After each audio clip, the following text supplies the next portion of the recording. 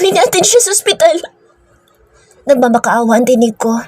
Wala akong pakaalam kung nagulat ang mga ito sa bigla kong paghagulhula. Ang mahalaga sa akin ngayon ay madala sa ospital si Ginoong Rafael. Mabilis kong pinunit ang suot kong saya, saka tinali sa paraang alam ko ang ulo ni Ginoong Rafael. Saka binuhat ng mga ito ang lalaki. Akma na kaming paalis nang mapansin ko sa bunsoy. Agad ko siyang tinakbo at binuhat saka humabol sa mga ito. Yung babae sa mall, siya iyon.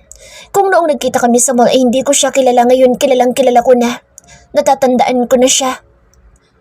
Ashley! Binalikan ako nito at ginagap nito ang kamay ko saka kami muling humabol sa mga kasama nito. Alondra! Usal ko sa pangalan nito habang patuloy kami sa pagtakbo. I knew it! Nagpanggap ka lang na hindi ako kilala. Nakakainis ka! Sagot ng babae na iginiya agad akong papasok sa sasakyan. Ako ang tumabi kay Ginoong Rafael at mahigpit na niyakap ito. Hawak ko pa rin ang baboy na alaga ko. May mga tinatawagan sa Alondra. Hospital connection. Lolo, yun lang ang mga pumapasok sa utak ko. Nakarating kami sa ospital na agad namang inasikaso sa Ginoong Rafael. Nalulumong napatitig ako sa palad na tuyo na ang dugo. Isang tunog ng tunay na baril ang nagpabalik sa mga alaalang nalimutan ko na. Mga alaalang salungat sa mga kwento ni Nanang at Tatang. Hindi ako yung batang laman ng mga kwento nila. Hindi ako ang anak nila. Ashley. Umupos tabi ko sa Alondra. May hawak na itong wipes at yun ang ginamit itong palinis sa sugat ko. Biglang bumalik ang lahat, pati mga kaalaman ko na tiyak na kahit pamunas na ito. Kapag tinanong sa akin kung anong tawag noong wala pa ang alaala ko ay tiyak kong hindi ko masasagot. Ashley, pukaw ni Alondra sa akin. Naaalala ko na ang lahat. Mabilis nitong inawat ang kamay ko nang akma kong babawin iyon dito. Naiwan sa sakyan at sa pangangalaga ng mga tauhan ni Alondra ang alaga kong baboy. Hindi kasi pinayagan kanina na makapasok iyon dito sa loob. Ibig sabihin, hindi mo talaga ako kilala nung nasa mall tayo? Takang ani ng babae. Si Alondra ay kasama namin noon, ni Kaya sa sindikato. Isa sa babaeng tanging nakasundo namin ng best friend ko. Hindi. Nawala ang alaala ko, Alondra. Namuhay ako sa bundok sa katawan ng isang mangmang na babae na nagtatanim lang at nagbabagsak ng ani sa palengke. Ani ko rito. Matagal na kitang hinahanap. Alam ko may ginawa ang grupo ni Miss Chris sa iyo. Kaya kahit delikado ay patuloy pa rin kitang hinanap. Amin ito. Tanda ko pa, sinabihan ko ito noon na huwag susunod sa akin. Katulad noong pinagbawalan ko si Kaya na hanapin at sundan ako. Sino ang mga iyon? Ha? Yung mga nanakit kay Rafael? Tanong ko dito. Sa tingin ko'y personal na kalaban ni Rafael Macbeth ang mga iyon. Rafael Macbeth. Parang daing na ani ko. Kaibigan siya ng kapatid ko. Ilang beses ko rin itong na-meet noong mga bata pa kami. Oo, hindi ko alam kung paano kayo naging magkakilala at magkasama pero mas mabuti nang agad na tayong lumayo sa kanya. Seryoso ko itong tinitigan bago nagsalita. Bakit? Takang ani ko rito. Saka ako nila ipaliliwanag. Hindi ako aalis dito hanggat hindi ako nakakatiyak na ayos siya. Dito lang ako, Alondra. Napabuntong hininga ito. Naisip mo naman siguro na posible na sa mga oras na ito'y patungo ng pamilya ni Rafael Macbeth. Possible, pero hindi ako aalis. Titiyakin ko munang ayos siya. Tumango ito na waring nauunawa ng nararamdaman ko. Inakbayan ako nito habang naghihintay kami ng balita kay Rafael. Biglang naging weird ang tawagan nitong Ginoo. Pero hindi naman nabago sa puso ko yung pakiramdam na banggitin ang Rafael na pangalan nito. Kahit ang nararamdaman ko dito ay hindi naman nagbago. Saan ka pupunta, Lolo? Takang ani ng apo kong si Bianca na makitang palabas na ako ng silida. Nakatanggap ako ng tawag mula sa isang kaibigan na doktor sa isang liblib na ospital na kasalukuyang naka-admit ngayon doon ang panganay kong apo. Kaya naman kahit pa bahagya ng hihinay bumangon na ako. Umuwi ka na sa bahay. Kailangan kong puntahan ng kuya mo. Why? May nangyari po ba? Sasama po ako. No. Iuwi niyo na si Bianca sa mansyon. Utos ko sa mga tauhan. At manghahabol pa ang aking apo nang tuloy-tuloy na akong naglakada. Upang makarating agad doon ay mabilis ako nag-request ng private plane. Ayon sa doktor ay kakailanganin din daw mailipat ng ospital ang aking apo. Kung ano man ang nangyari sa kanya ay hindi pa talaga ako tiyak. Basta nais ko lang na makarating agad doon. Nais kong makatiyak na ligtas ang aking apo. Ikaw si Rachel? Nagangat ako ng tingin sa matandang ngayon ay nasa aking harap. Umalis sa Alondra para bumili ng pagkain. Agad akong tumayo at naglahad ng kamay. Ngunit tiningnan lang iyon ng matanda. Nasa mata nito ang disgust. Humagod ang tingin nito mula ulo hanggang paa ko. Parang nangungutya ang tingin lalo na sa ayos ko. Mukha lang naman akong basahan sa harap nito. Hindi na ako nagulat sa reaksyon nito. Formal ko din itong tinitigan. Ilang version na rin ng ganitong uri ng tao ang nakilala ko. Lahat sila mababa ang tingin sa mga katulad ko noon na tauhan lang ni Miss Grace. Pero tiyak na mas mababa ang tingin pang lalo nito sa akin ngayon, lalo't mukha akong basahan sa paningin nito. Ako nga po. Sagot ko dito. Hindi nito tinanggap ang nakalahad kong kamay kaya ibinaba ko nilang iyon. Pwede ka nang umalis. Ako na bahala sa aking apo. Seryosong ani ng matanda. Agad kong naramdaman sa dibdib ko ang pagtutol. Gusto ko pong makatiyak na ayos na si Rafael. Seryoso pero may paggalang pa rin para sa lolo ng lalaki. Hindi ko pababayaan ang aking apo. Huwag ka na sana magpapakita pa sa kanya. Pero, wala nang pero. Umalis ka na dahil hindi kita nakikita na makabubuti sa kanya. Ikaw ang dahilan kung bakit nagtagal siya sa lugar na ito. Ikaw ang naglagay sa kanya sa kapahamakan. Hindi iyon totoo pero ang sakit sa dibdib na marinig iyon sa taong hindi naman ako kilala. Walang may gusto na nangyari kay Rafael. Mahal ko si Rafael at hindi ko ninais na mapahamak siya. Hihintayin ko po na maging stable ang kalagayan niya. Giit ko, desididong maghintay kahit pa pinagtatabuyan na. No need. Umalis ka na dahil ilipat ko na rin naman ang ospital ng aking apo. I doubt kung may provide ng ospital na ito ang kailangan ng apo ko. Matalas ang dila ng matanda sa paraan nito ng pananalita. Dito lang po ako. Mariing giit ko sa matanda. Huwag mong hintayin, ipakaladkad pa kita sa mga tauhan ko. Banta ng matanda pero mas pinili kong maupo. Dito lang ako hanggang sa maging okay ang lalaki. Pero lumapit na ang mga tauhan ng matandang Macbeth. Kaya ko silang labanan pero yung makita sa mata ng matanda na hindi talaga ako nito gusto na manatili ang dahilan kung bakit para akong nanghina. Kinaladkad akong palabas ng ospital habang nagmamakaawa. Mission mo, natulungan si Mr. Lucifer Macbeth sa pagwasak ng kalaban niyang negosyo. Natigilan ako sa utos ni Miss Grace habang binubuklat ko ang folder na ibinigay nito. Habang abala si Kea sa sarili niyang mission, ay heto ako. Panibagong mission na naman na ibinibigay ni Miss Grace sa akin. Hindi na ito bago. Ganito namang madalas ang ipinapatrabaho niya sa akin pero iba ngayon dahil plano kong hindi gawin ang mission na ito. Inilapag ko ang folder at tiningnan ito. Sa dami na ng trabaho na nagawa ko ay hindi ko na mabilang sa kamay ko ang dami na ng naagrabyadong tao ng sindikato ni Miss Grace. Nakumpleto ko naman na ang tulong na naibigay ko sa kapatid at kay Kea. This time, kalayaan ko naman na ang pipiliin ko. Makakaasa ka matatapos agad ito. Sagot ko sa babae na bahagya pang yumukod at tumayo. Akmang aalis na magsalita pa ito. Gusto ko ng malinis sa trabaho, Ashley. Nasa tinig nito ang warning. Never pa kitang binigo, Miss Grace. Tugon ko, hindi nag-aksaya na lingunin ito. Nang makalabas ako ng gusali na pag-aari nito ay agad ako lumulan sa sasakyan ko at nilisan ang lugar. Tuso si Miss Grace. Ilan sa mga kaaway ko sa organisasyon ang inutusan nitong magmatsyag sa akin. Pagkatapos ng pekeng kasal ni Kay at Hendrik, sinubukan ko na magtago. Pero nakuha pa rin pala nitong iutos sa mga tapat nitong tauhan na patayin ako. Nakuha kong makaligtas ngunit kapalit naman ay ang alaala ko. Nagising ako sa ospital na walang maalala. Nakilala si Nanang Fe o Lupe at si Tatang Barlon o Barbo. Alondra, may balita ka ba kay Rafael? Tanong ko dito. Parang biglang hindi ko nakilala yung babaeng nakasama ni Ginoong Rafael sa bundok nagpili. Simula nang bumalik ang alaala ko'y para akong bumalik sa dating ako. Yung Ashley na sinlamig ng yelo ang damdamin. Si Rafael lang naman ang nagpapabago noon. Kapag naalala ko ito, kapag namimiss ko ito. Agad siyang inilipat ng ospital. Alam mong hindi ka na dapat na lumapit sa kanya, di ba? Si Lucifer Macbeth ang misyon na hindi mo natapos. Alam ng taong iyon ang mukha mo. Paalala nito sa akin. Napasabunot ako sa buhok at tumango-tango. Hindi ko akalain na mahuhulog ka sa kanyang anak. Naiiling na nito sa akin. Napasulyap ako kay Bunsoy. Nakahiga ito sa couch. Parang mas tumaba ito samantalang ilang araw pa lang kami sa bahay ni Alondra. Agad akong kinuha nito sa mga tauhan ni Jesus, Macbeth, na makitang kinakaladkad ako ng mga itong palabas ng ospital. Hindi ko rin naman nakalain na marunong pala ako magmahal. Amin ko sa babae. Nang sumagi ang naging buhay ko sa bundok nagpili ay hindi ko mapigilan ang matawa.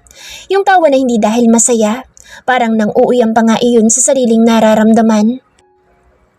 Alondra, kailangan natin bumalik sa bundok na iyon. Ha? Takang ani to sa akin. Kailangan ko maglinis ng kalat. Seryosong ani ko dito. Kailangan walang maging bakas. Ganoon naman ako kung magtrabaho. Sadyang ang huling misyon ko na hindi ko tinapos ay nabulilyaso. Dito ka talaga tumira sa ilang taong wala ka sa syudad? Gulat na ani ni Alondra habang sinisimulan ko sabuyan ng gas ang kubo. Wala akong kinuha sa kubo kahit pa ang larawan nila Nanang at Tatang nakasama ko. Kung hindi sila nagsinungaling sa akin siguro hindi na inabot ng ilang taon ang sitwasyon kong ito. Oo, sagot ko rito, saka ako umatras. Ang lighter ay mabilis kong inihagis. Walang emosyon na nakatitig ako sa kubo ngayon ay mabilis nang tinutupok ng apoy. Lahat ng alaala ni Nanang at Tatang, yun ang dapat ko nang kalimutan. Kailangan kong bumalik bilang si Ashley dahil yun lang ang paraang alam ko para makatiyak na mapoprotektahan ko ang sarili ko. Kailangan ko ring kalimutan si Rafael Macbeth. Mahal ko siya. Minahal siya ni Rachel na nakilala niya rito sa bundok pero pagdating sa syudad, yung Ashley na posible niyang makilala ay kailangan maging matigas ang puso sa kanya. Anak pa rin siya ng huling misyon ko na hindi ko natapos. Anak pa rin siya ng kalaban ko dahil ang kakampi ni Miss Grace ay kalaban ko. Gagabi na tayo. Pukaw ni Alondra sa akin. Blanko ang ekspresyon ng mukha na hinarap ko ito. Halika na, Alondra. Naiwan si Bunsoy sa bahay ni Alondra. Uuwi na kami roon. Pansamantalang mananatili dahil wala naman na akong plano habang buhay na mag-stay roon. Kailangan kong bumalik sa syudad kung saan nandoon ang pamilya ko. Nandoon ang mommy at daddy ko na matagal nang iniisip na wala na ako. Pagbalik namin sa bahay nito ay mas pinili ko munang magkulong sa silid na inuukupan namin ni Bunsoy. Nasanay na ang katawan ko sa matigas na papag. Siguro hindi madaling kalimutan ang lahat pero kailangan ko iyong gawin. Hindi kami sasaya ng taong iyon lalo't may magkaibang landas ang takbo ng buhay namin. Siya, may negosyo niyang kailangang balikan. Ako, may mga tao akong dapat balikan na tinalikuran ko noon. Mas magulo ang buhay ko. Mas malalagay lang ito sa panganib oras na ipinilit namin ang pagmamahala na nabuo sa bundok na iyon. Hindi ko idadawit ang lalaking iyon sa magulong mundo ko. Hinapos ko ang alaga ko sa Bunsoy. Ito lang baboy na ito ang pwede kong ikip. Hindi ko kakayanin na iwan na lang itong basta dahil lang sa bumalik ng aking alaala. Pamilya ko na ito. Naramdaman siguro nito ang lungkot na nadarama ko ngayon. Pilit na nagsusumiksik ito sa akin kaya naman mahigpit ko itong niyakap. Kusang pumapatak ang luha. Pangatlong araw na simula noong huling makita ko si Rafael. Wala na akong balita sa kalagayan nito. Mas lalong nilulukuban ng lungkot at pag-alala sa lalaki. Sunod-sunod na katok ang pumukaw ng atensyon ko. Agad akong bumangon. Pinunasan ko muna ang luha ko saka lumapit sa pinto. Ashley, kailangan na natin lumuwas. Seryosong anito sa akin. Bumuntong hininga muna ako bago tumango. Alam ko naman iyon. Alondra, nagawa mo ba iyong pakiusap ko sa iyo? Tanong ko dito. Tumango ito sabay abot sa akin ng papel. Nakasulat doon ang numero ng taong pinakiusapan ko ditong hanapin nito ang contact number. Hindi naman ako nabigo. Agad na gumuhit ang tipid ng ngiti sa labi ko. Salamat. Nakahanda na ang sasakyan. Bahagyan itong tinapik ang balikat ko. Susunod ako. Sagot ko dito. Tumango lang ito at iniwan na ako. Agad ko ibinulsa ang papel na ibinigay nito saka ako bumalik sa silid at binuhat si Bunsoy. Kinuha ko na rin ang kumot at isinabit ko sa balikat ko. Baka lamigin ang alaga ko sa biyahe mamaya. Pagbaba ko ng silid ay agad ding sumakay sa sasakyan na naghihintay na sa amin ni Bunsoy. Parang kisap mata, nagbago ang lahat sa buhay ko pagkatapos na bumalik ng alaala ko. Ngayon pabalik na ako. Ilang oras na biyahe, nakailang stopover din kami. Nang makarating kami sa bahay nito sa metro, ay agad nito itinuro ang silid na pansamantala kong titirhan. Tiyak na ilang araw lang ako dito. Magpahinga muna kayo. Kung gusto mo ako na muna bahala sa alaga mo. Offer ni Alondra pero umiling ako. Pumasok na ako sa silid na itinuro nito saka hinayaang bumaba si Bunsoy. Inilabas ko rin ang cellphone ko para tawagan ang taong kanina ko pa nais na tawagan. Gabi na, 11 PM na nga eh. Hindi ko alam kung ano ang magiging reaksyon ni Kuya H pero siya talaga ang gusto ko makausap. Galing din kay Alondra ang cellphone ko. Idinayal ko ang number ni Kuya na bahagya pang nanginginig ang kamay sa labis na kaba. Hello? Mukhang nagising ko ito. Kuya?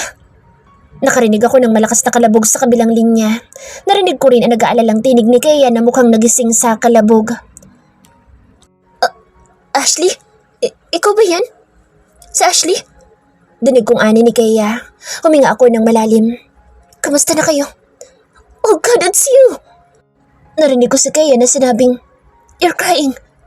Umiiyak ang kuya ko. Yes, it's me. Mahinang ani ko.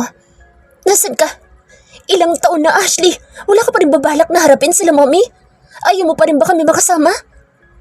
Hindi na naitago ni Kuya ang sama ng loob niya. Humakbang akong patungo sa balcony. Sunduin mo na ako, Kuya. Parang may panibagong lagabog akong narinig. Napadaing si Kea. Mukhang nalaglag din ito. Nasaan ka? Pupunta kami dyan. Ngayon na. Nasa tinig ng kapatid ko ang excitement. Sinabi ko ang address pero sinabi ko sa kanilang sa sunod na araw na nila ako puntahan. Pero hindi talaga nagpapigil ang mga ito. Nang sabihin nilang pupuntahan na nila ako ngayon. Baka daw magbago ang isip ko kaya naman lumabas ako ng silid at sinabi kay Alondra na may susundo na sa akin. Sino susundo sa'yo? Takang ani to sa akin. Hindi naman kilala ni Alondra ang tunay kong pamilya. Ang alam nito ay wala na talaga akong pamilya. Ang kuya ko. Kuya mo? Paanong kuya mo? Di ba wala ka ng relatives na? Holy cow! Gulat na ani to nang ma-realize ang sinabi ko. Mayroon, Alondra. Kilala mo din sila. Kalmadong ani ko rito. How? May family ka pala. Bakit hindi ka bumalik agad sa kanila? Baliw ka ba? Sigaw nito sa akin. Bagya lang akong ngumiti dito. Sadyang magulo ang sindikato. Ayokong mas gumulo ang lahat ko, ipipilit ko ang gusto ko. Pues sino? Tanong nito sa akin. Zimmer. Tipid na sagot ko sa tanong nito sa akin. Shit! Zimmer? Nalalaki ang butas ng ilong nito sa labis na pagkamangha. Marahan akong tumango dito. Ashley, alam kong ilang araw ka nang kulang sa tulog. Magpahinga ka, baka kasi nawawala ka na sa sarili. Huwag ka rin magpapagutom para naman makatiyak tayong okay ka pa. Pinalo ko ito sa braso saka sinamaan ito ng tingin. Stupid! Legit nga! Nito. Boses na lang nito ang nag-echo sa malaki niyang bahay. On the way na siya at ang asawa niya. Si Kea? Naninigurong tanong nito sa akin. Isa lang naman ang asawa ni Kuya H. Malamang si Kea. Sa galak nito ay nagtatalon pa ito kasabay ng pagpalakpak nito. Legit ba? Hindi na lang ako sumagot. Hihintayin ko na lang na makarating ang kapatid ko dito para makaharap niya sa Alondra na hindi talaga naniniwala. Mahirap bang paniwalaan? Siguro nga, pero tingnan ko na lang mamaya kung ano magiging reaksyon niya. Binalikan ko si Bunsoy sa silid saka kami pumwesto sa sala. Sa Alondra ang hinayaan kong magbukas ng gate para makapasok sila kuya. Naririnig ko ang tinig nito na paulit-ulit na nagsasabi ng, "Welcome." Nandito na sila. Ilang taon din ang huli kong makita ang mga ito. Sa mga taong iyon, ang dami nang nangyari. Ang dami na rin pagbabagong naganap. Nagka-amnesia ka? For real? Hindi makapaniwalang ani ni Kea sa akin habang nakaupo kami sa couch. Nakayakap sa bewang kong best friend ko at waring ayaw na akong bitawan. Feeling ko nga gusto na siyang itapon ni Kuya H pero baliwala lang kay Kea. Katatapos ko lang ikwento ng mabilis sa mga ito ang nangyari. Kung paano ako na-aksidente dahil sa paghabol ng tauhan ni Miss Grace. Kung paano nagka-amnesia ako at napadpad sa bundok nagpili. Pero sa mga kwento kong iyon wala si Rafael Macbeth. Walang nag-exist na Ginoong Rafael sa buhay ko. Sasama ka na sa amin ngayon. Si Kuya H na halatang hindi napapayag na tumanggi pa ako. Agad naman akong tumango dito. Wala na ring rason para magtago pa ako. Patay na si Miss Grace. Oras na malaman ng mga kalaban ko na isa akong Zimmer, tsak na mag-aalinlangan na mga iyon na lumapit sa akin. Saka hindi rin naman ako magbababa ng depensa oras na bumalik na ako sa pamilya ko.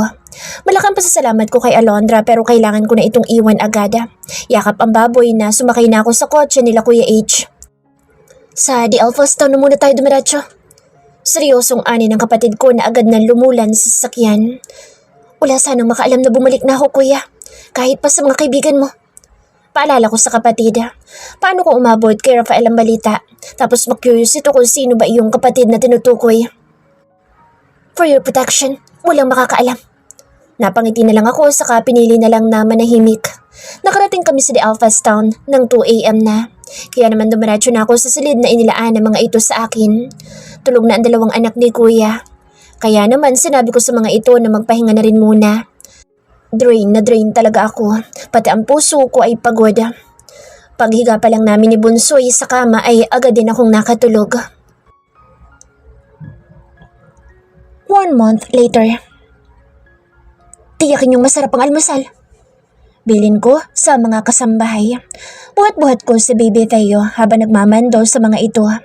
Maaga akong nagising. Tulog pa si Baby Kiro Uno, kaya naman nandito ako sa first floor.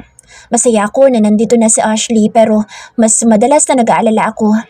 Mag-iisang buwan na ito dito sa bahay ngunit nagkukulong lang. Palaging tulala at minsan ay inaabutan kong umiiyak. Kaya, hindi pumasok sa Hendrix dahil gusto raw nitong makasama ang kapatid. Feeling daw kasi nito hindi na magtatagal ang bunso niyang kapatid dito sa bahay dahil plano na nitong makapagkita sa magulang. Feeling ko din, tsak na igigiit nila Mommy Andromeda na sa kanilang mansyon manatili si Ashley. Mas better na ring sulitin. Agad akong hinalikan nito sa noo. Sunod nitong kinuha sa Teo at kinarga. Gising na ba siya? Nasa tono ng tinig nito ang pag-aalala. Pansin naman ni Hendrix ang nangyayari sa kapatid. Pareho kami nag-aalala para rito. Hindi ko alam, pero tiyak ako maagang nagigising iyon. Silipin natin? Tanong ko dito. Agad naman itong tumango. Taman-tama na buhat na ng yaya si Baby Kiro Uno na agad kong binuhat. Kaso may daddy na agad din na kinuha sa akin ang kanyang panganay. Buhat nito ang 2 nang umakyat kami sa ginagamit na silid ni Ashley. Napabalikwas ako ng bangon ng parang hinahalukay ang sikmura ko. Narinig kong bumukas ang pinto ngunit tumakbo na ako sa banyo. Ashley? Nag-aalalang tinig ni Kea ang narinig ko habang ako pilit na sumusuka. Wala naman lumalabas, malapot lang na laway. Naramdaman ko ang marahang paghagod ni Kea sa likod ko. Are you okay? Pinindot ko ang flash bago tinanggap ang towel na iniabot nito. Sinampay ko yun sa balikat at saka ako naghilamos. Yun na rin ang ginamit ko nang tuyuin ang mukha ko. Sobrang putla mo, Ashley. Worried na ani ni Kuya paglabas ko ng banyo. Nakita kong nakahiga sa tiyan ni Bunsoy ang 2 anak nito. Bigla akong nahabag sa kapatid. No, hindi ko na ito pwedeng tawaging kapatid. Baka magalit ang tunay kong kapatid oras na marinig niya iyon. Lumapit ako sa mga anak nito. Iginilid ko lang sila sa kabinuhat ang baboy. Napabungis si Kea sa ginawa ko. Ayos lang ako. Tipid na ani ko sa mga ito pero sa totoo lang, sobrang sama ng pakiramdam ko. You're not. Magpapatawag ako ng doktor. Seryosong ani na lalaki na mababakas sa mukha ang labis na pag-aalala. Kuya, no need. Naninibago pa rin ako kahit pa 1 buwan na ako dito. Ilang taon din ako nanatili sa bundok. Matigas na papag at walang aircon ng silid. Baka naninibago lang at hindi pa rin nasasanay. Napahilod sa sentido si Kuya H. Kung wala sa akin si Bunsoy, alam siguro nito nagdadahilan lang ako. Mag-almusal na muna tayo. Sinayaya na bahala sa alaga mo. Pukaw ni Kea sa akin, saka nito binuhat ang bunsong anak nito. Ang pogi ng mga anak nyo? Palagi ko yung sinasabi sa mga ito. Totoo naman kasi, manang-mana kay Kuya. Lumapit ako kay Kea para sana kunin si Teo, kaso lang umikot ang paningin ko. Mabuti na lang at nasalo ako ni Kuya H na kung maputla ako'y ito naman ay bigla ding namutla sa labis na takot sa biglang pagtumba ko. You're not okay. Hindi na rin ako nakatanggi na sabihin itong tumawag ng doktor. Nakukutuban ko na ang nangyayari. Parang alam ko na kung saan ito patungo pero nanatili akong kalmado kahit pahilong-hilo ako. Maingat ako nitong iniayos ng higa sa kama. Iniayos din ito ang kumot ko. Saka ito umayos ng tayo. Maya-maya pa'y palakad-lakad na ito. Calm down, Hendrix. Nagpatawag na ako ng doktor. Saway ni Kea kay Kuya. Habang palakad-lakad ito, ang malala ay buhat pa nito ang panganay nito. Baka nga nahihilo na ang anak nito, hindi pa rin ito pansin kasi labis itong nag-aalala sa akin. Dumating ang doktor. Ang unang doktor ay lalaki pero pinaalis ni kuya. Hindi pa rin ito nagbabago. Kahit noon hindi ito pumapayag na lalaking doktor ang titingin sa akin. Tahimik lang ako. Nang dumating ang babaeng doktor ay pinalayas nito si Kuya H. Ang naiwan ay ako, si Kea at ang doktor. Ang dami nitong tanong sa akin. Ako lang naman ang pwedeng sumagot dahil wala namang kaalam-alam si Kea sa lagay ko. Lalo't hindi ako nag-o-open pa sa kanila sa ibang pinagdaanan ko noong malayo pa ako sa kanila. Kailan ang huling regla? Tanong ng doktor sa akin. Nagkatinginan kami ni Kea. Nanlaki ang mata nito kahit pa wala pa namang confirmation. I guess, mas mabuting i-check natin. May available akong PT sa kwarto. Dali-daling inutusan ni Kea ang maid na nasa labas para kumuha. Nang makabalik ay agad akong inutusan na subukan iyon. Pumasok na rin nga si Kuya H ng kwarto nang malamang nagpakuha ng PT si Kea. Marahan kong binuksan ang pinto ng banyo na makita ko na ang resulta at para akong nawala sa sarili. Agad na pumasok doon si Kea na agad na nagtitili nang makita ang resulta.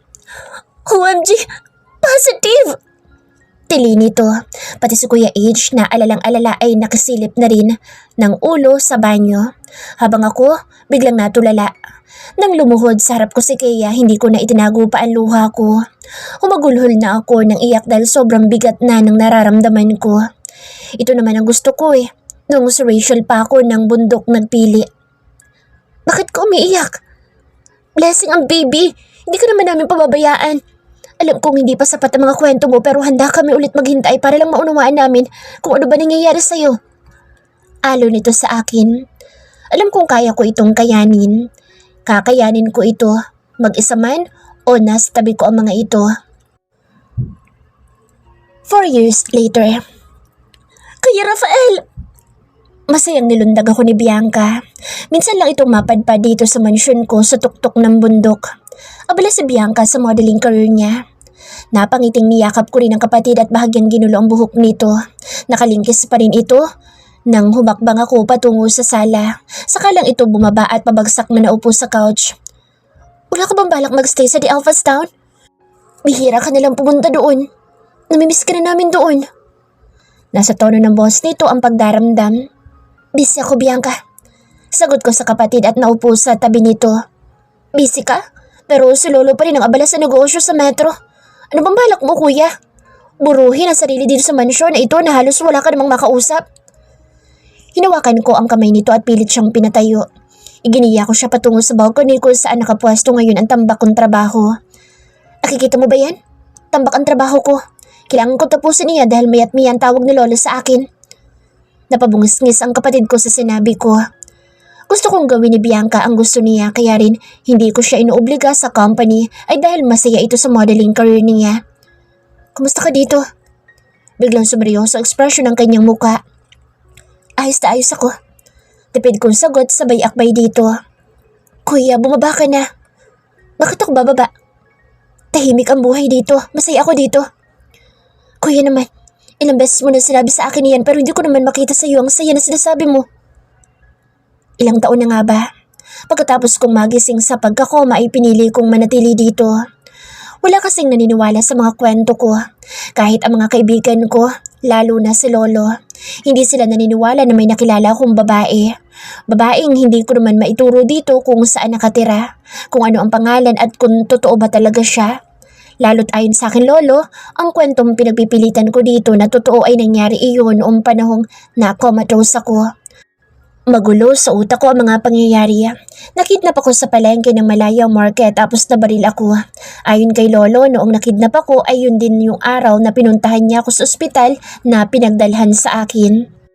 Kailangan kong maniwala dito kahit paayaw ng puso ko, lalo't sinubukan ko rin naman mag-imbestiga. Nagpunta ako sa ospital na iyon, lahat ng records ay nandoon. Patuloy lang na nagsasabi talaga ng totoo si Lolo. Pati date and time ng pagdating ko sa ospital na iyon ay nandoon. Gawa-gawa lang ng isip ko yung mga alaalang gabi-gabing nagpapahirap sa akin. Hindi talaga nangyari, hindi talaga nag-exist sa buhay ko ang babaeng iyon. Para magkaroon ako ng katahimikan ay humanap ako ng lugar na makapagbibigay noon sa akin. Dito ko iyon sa mansyon na ito natagpuan. Kailangan pa umakyat ng bundok para lang marating. May mga pamilya na mga kaibigan ko pero ako parang biglang nawala ng interes sa ganoong bagay. Babaero din naman ako dati. Baka kaya wala akong matipuhan ay dahil karma ko na rin siguro ito sa pagiging maloko ko. Ikaw talaga? Halika, samahan mo nila ako mag-lunch. Iginiya ko itong paalis sa workplace ko. Nagtungo kami sa dining room ko saan inihahanda na ang tanghalian. Talbos? Inihaw na kamote? Nilagang saging? Seryoso ka ba dyan, kuya? Takang ani Bianca nang makita ang mga nirequest kong pagkain para sa tanghalian. Naikwento ko rin noon sa mga kaibigan ko na madalas iyon ang kinakain namin ng babaeng nasa alaala ko, which is hindi naman talaga nag-e-exist. Yes, tipid na ani ko. Manang, maghain kayo ng iba para kay Bianca. Utos ko sa kasambahay. No need, okay na sa akin ito saging. Awat nito sa kasambahay. Naiwan kaming dalawa lang dito sa dining room. Kuya, what? Magtatanong ka na naman kung bakit ganito? Naiiling na ani ko. Iniisip mo pa rin ba talaga na naranasan mong tumira sa malayong lugar at namuhay ng simple? Alanganing tanong nito sa akin. Kahit naman isipin ko hindi naman totoo. What if totoo? Bianca, dadagdag ka pa ba naman sa gulo ng utak ko? Malabo iyan. Sinabi sa akin ni Lolo na kumatos na ako noong mga panahon na nangyari iyon. Ibig sabihin, gawa-gawa lang ng isip ko noong nasa koma ako. Bumuntong hininga si Bianca at para itong may gustong sabihin pero parang may pumipigil dito. Kain na. Aloko dito. Panakanakang sumusulyap ito sa akin. Kahit nga mga kaibigan ko hindi naniniwala na nangyari iyon. Kaya mas talo ko nakumbinsi na hindi talaga nag-exist ang taong iyon. Kahit nga sa isip ko'y malabo ang kanyang muka. Saka pinasuyod ko na ang bayan na iyon. Nagbabaka sakali na may makuhang impormasyon tungkol sa pamamalagi ko roon pero bigo naman. Negative ang naging resulta.